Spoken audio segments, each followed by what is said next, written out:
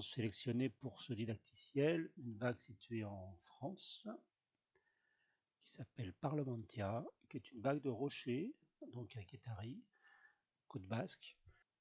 C'est une vague qui marche orientée nord-ouest et c'est une vague de rochers. Nous allons donc voir cette vague d'après sa bathymétrie. Et nous allons utiliser sa bathymétrie dans la zone de surf, orientée donc dans le sens du swell, pour générer une vague dans la waveroom. Donc ici on voit la bathymétrie nord-ouest swell, on va la retourner et l'orienter donc dans le sens du swell, et là nous avons donc une bathymétrie orientée dans le sens du swell.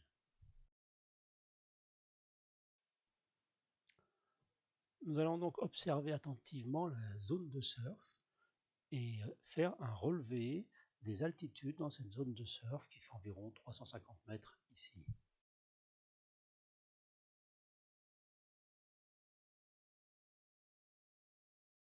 Nous allons simplifier cette carte en partant d'un fond de 20 mètres exactement.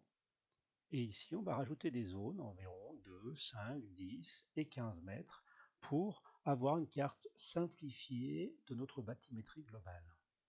Donc, on va maintenant rentrer ces altitudes dans une grille sur notre waveroom. Donc, nous allons aller dans l'onglet Vague Wave et actionner les options de setting du fond de la bathymétrie. Et nous allons redimensionner la grille pour qu'elle corresponde à notre grille de bathymétrie. Alors nous avons une largeur d'espace de surf qui fait environ 350 mètres ici. Donc alors on ne va pas toucher au nombre de points, mais simplement aux tailles des colonnes et des rangées pour agrandir, élargir et tirer notre zone. Le nombre de points optimum, c'est environ 20 000 points. Aller chercher plus de points, c'est un peu compliqué, ça peut faire planter votre carte graphique ou votre ordinateur s'il manque de puissance. Une valeur raisonnable, c'est 20 000 points. Une petite alerte s'affiche si vous dépassez 20 000 points, mais vous pouvez y aller quand même si votre ordinateur en est capable. Dans la zone grid side, nous pouvons choisir la taille de notre grille. Nous voyons en bas ici s'afficher les dimensions de 201 mètres par 70 mètres. Nous aimerions avoir une surface qui fait 350 mètres de large et on va dire 400 mètres de long.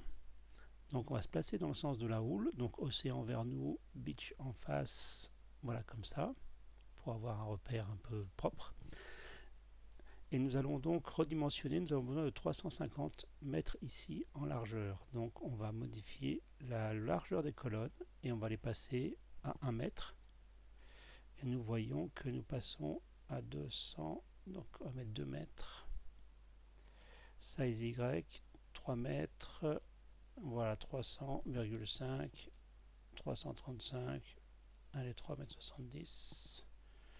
Et nous avons une taille de 370 mètres de largeur.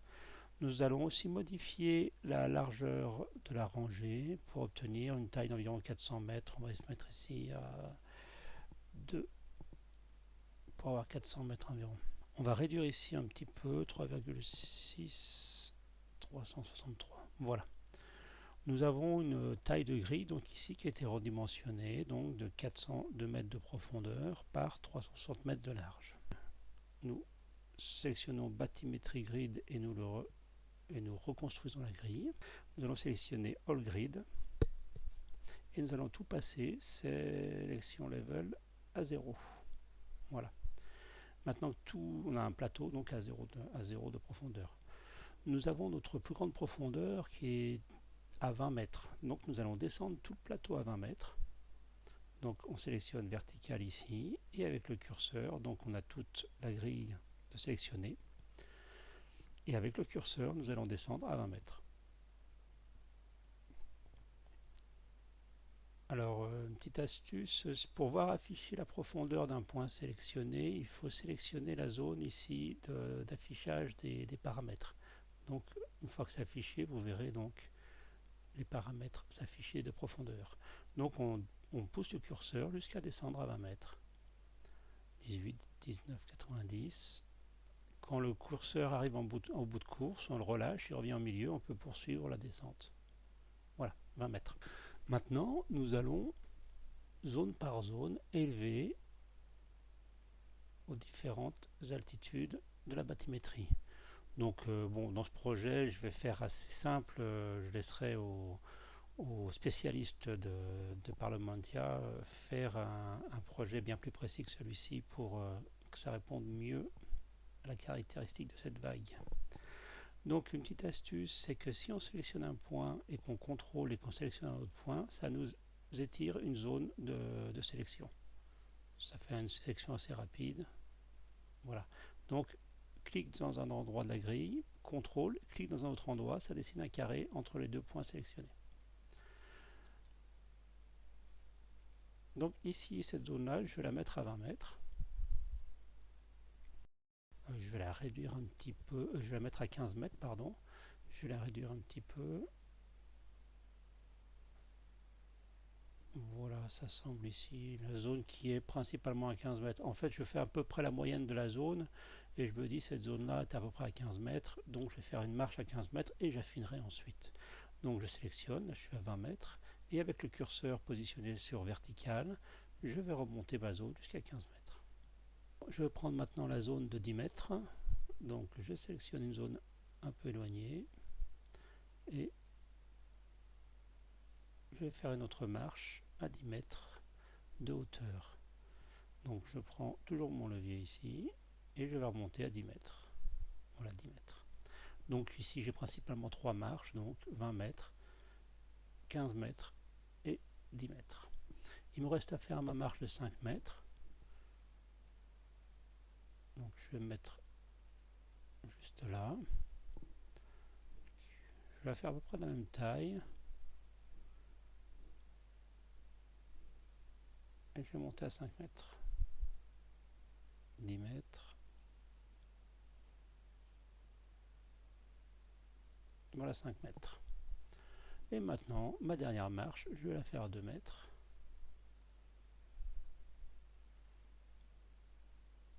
Donc je sélectionne.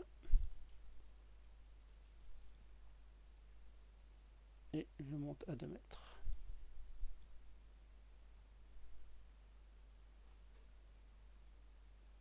Voilà. Donc là j'ai fait un escalier qui représente mes principales profondeurs.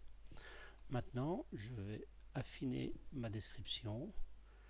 Donc, je vais user pour ça du copier-coller. Et je vais aller copier des petites zones et les recoller à droite à gauche. Par exemple, ici, on est à 20 mètres ici. On a la zone à 15 mètres. On voit qu'on a une zone à 10 mètres qui est incrustée ici. Donc, je vais prendre la zone de 10 mètres là. CTRL-C, copier de cette zone-là. Et je vais la coller ici pour avoir une zone de 10 mètres à peu près ici qui ressort. C'est mon petit pavé. Voilà. Donc ce petit pavé est entouré d'une zone à 15 mètres. Ok. Je vais faire avancer une petite zone de 10 mètres ici. Donc copier. J'avance un petit peu. Alors je fais assez simple. Hein. Je n'essaye pas forcément de faire exactement. Je veux juste reproduire une zone ressemblante. Zone de 10 mètres. En autre bout là-bas, j'ai une petite zone de 10 mètres mais plus petite qui part un peu sur le côté, comme une remontée un peu. Donc, alors. C'est pas ça que je vais faire, copier. Et là, je vais avancer un petit peu comme ça pour simuler cette zone de remontée. Voilà. J'ai aussi un petit remonté ici et un petit échantillon ici. Voilà. Alors je constate que ma zone de 10 mètres ici, elle va à l'autre.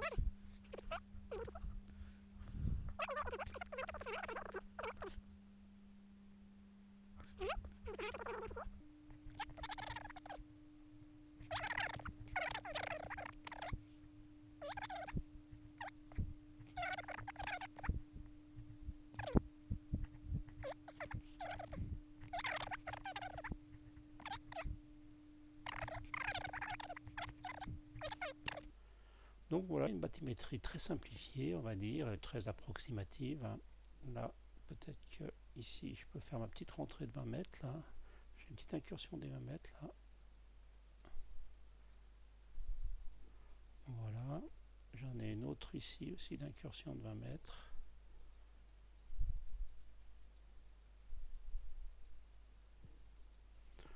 Voilà, et puis il y a le 15 mètres qui fait le tour là. Bon. J'ai à peu près ma zone, donc très schématiquement modélisée. Maintenant, ce que je vais faire, c'est que je vais lisser l'ensemble pour que les zones soient érodées de manière plus naturelle. Donc, je sélectionne toute la grille en cochant ici et je vais faire Smooth This et ma bathymétrie va s'éroder. Je vais l'éroder encore un coup. Voilà. Donc, je décoche ma sélection globale et voilà, j'ai créé ma bathymétrie qui ressemble un petit peu à ce que j'ai relevé sur la carte. Donc ça c'était un premier jet et on va pouvoir voir maintenant de quoi elle retourne lorsque on la modélise. Mais pour cela j'ai juste à faire Rebuild Wave et on va tester notre vague sur cette nouvelle bathymétrie.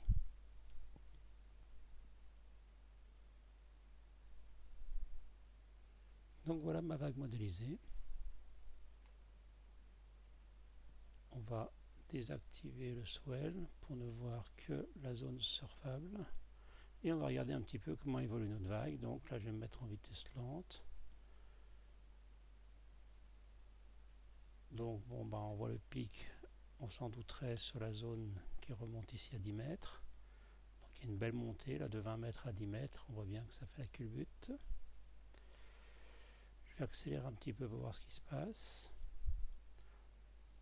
Donc pas de surprise sur le pic. Maintenant, ce qu'il faut voir, c'est comment elle déroule sur le reste de la bathymétrie.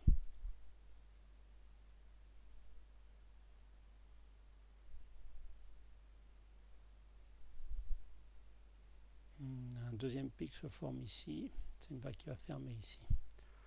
On a une culbute sur cet écho là.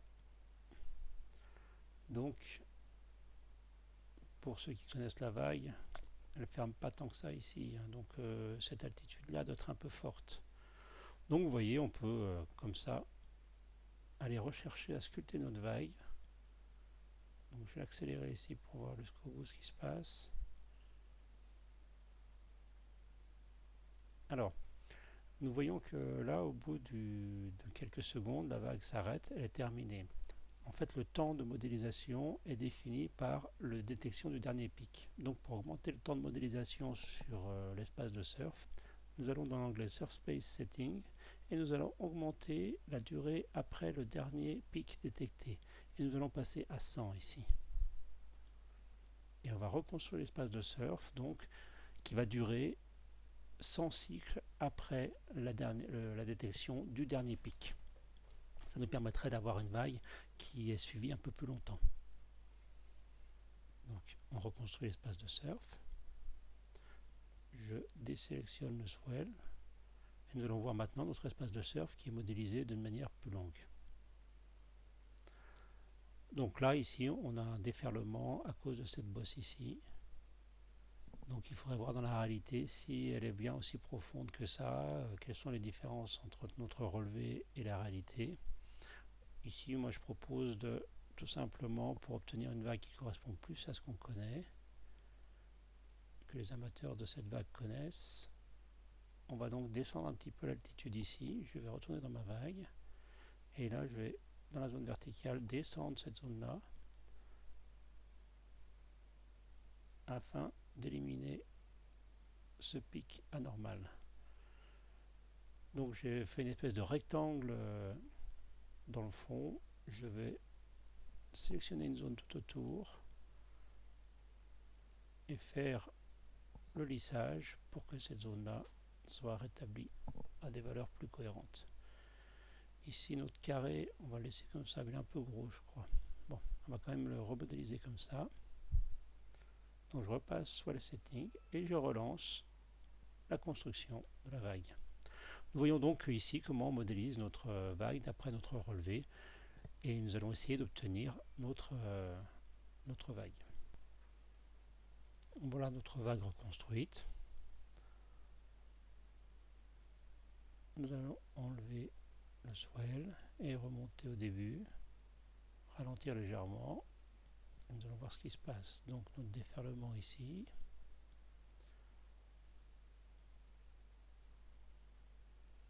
On va accélérer un peu.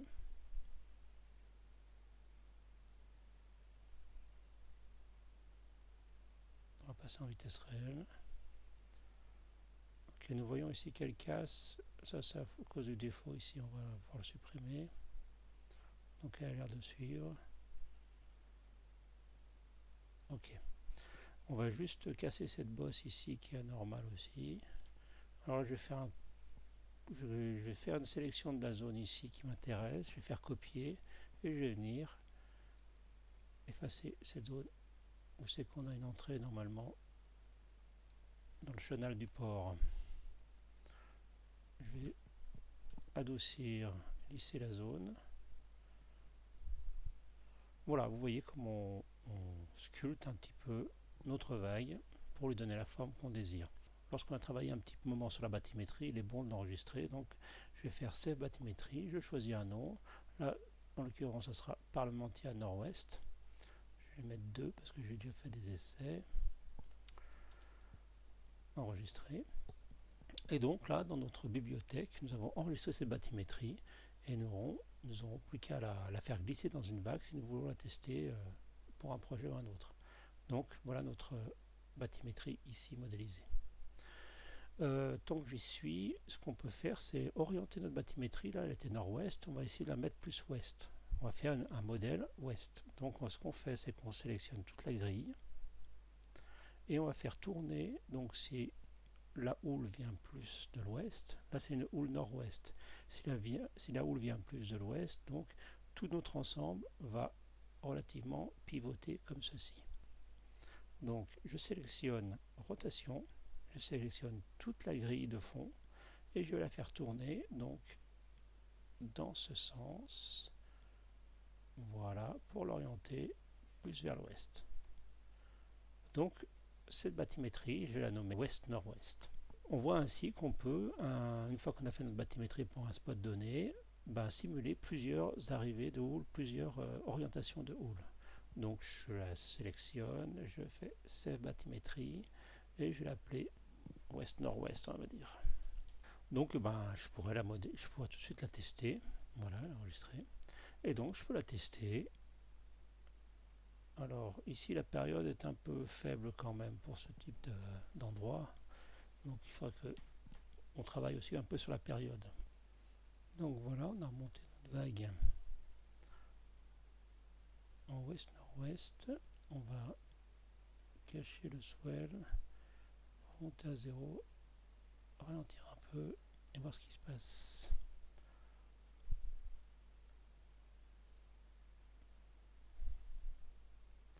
Donc, on culbute sur notre dôme ici.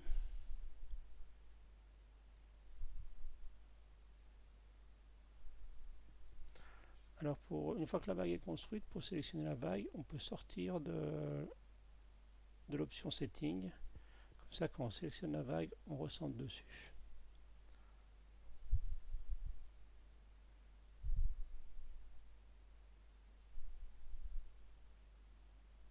Donc voilà, alors on va regarder le take-off là-dessus.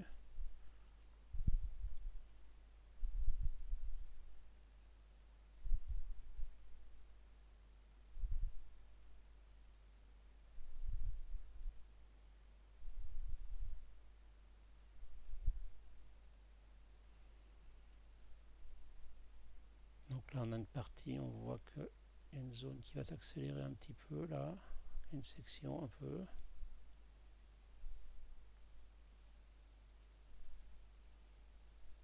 Petite zone un peu ramollie. Donc voilà, en fait, le shape d'une vague, ça peut se travailler vraiment très précisément en modifiant les différents paramètres de fond et essayer de se rapprocher au mieux de l'existant et essayer donc de réaliser une vague telle qu'on la connaît vraiment. Bon, c'est un travail en soi, c'est pas simple non plus, mais voilà, vous avez tous les leviers pour pouvoir réaliser la vague que vous désirez. Nous allons voir maintenant comment agit le paramètre de période. Ici, on a une période assez faible. On va descendre facteur de longueur, on va le dépasser à 600 et ça devrait augmenter la période.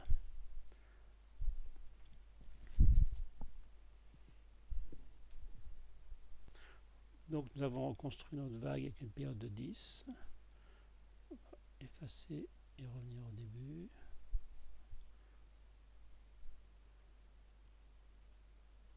Et on lance la simulation. On va venir au point de take-off.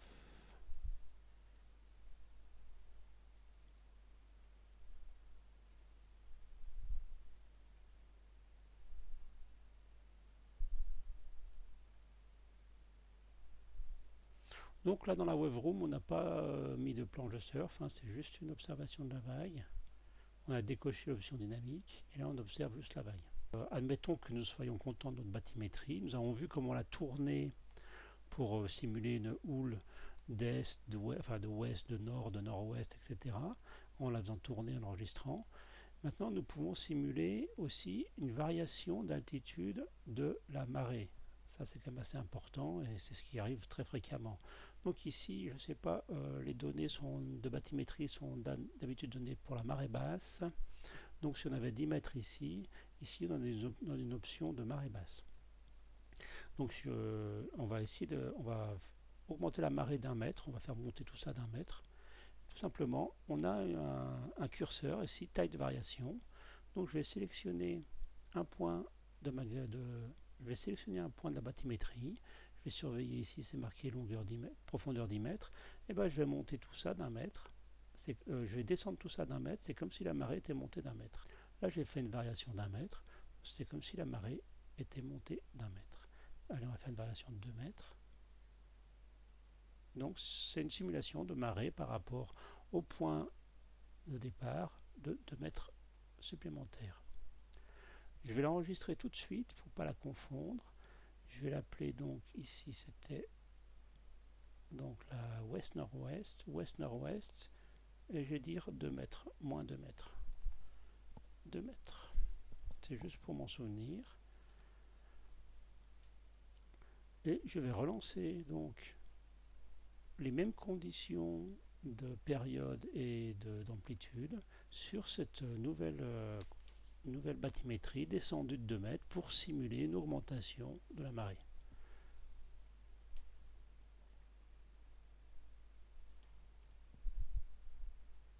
Nous voyons donc que nous pouvons vraiment modéliser le spot de surf dans toutes les conditions qui nous intéressent. Si vous êtes content d'une vague, vous pouvez la nommer et la mettre sur la Surf Community et la partager. Alors, je vais revenir donc, on efface le swell, on s'intéresse qu'au surf space et on va au début, on va aller au ralenti et on va regarder ce qui se passe. Donc là, on a monté la marée de 2 mètres et on y va à vitesse lente et on observe le take-off. Prendre du recul. Ça fait un peu moins le bol, hein, c'est un peu moins précis au niveau du take-off.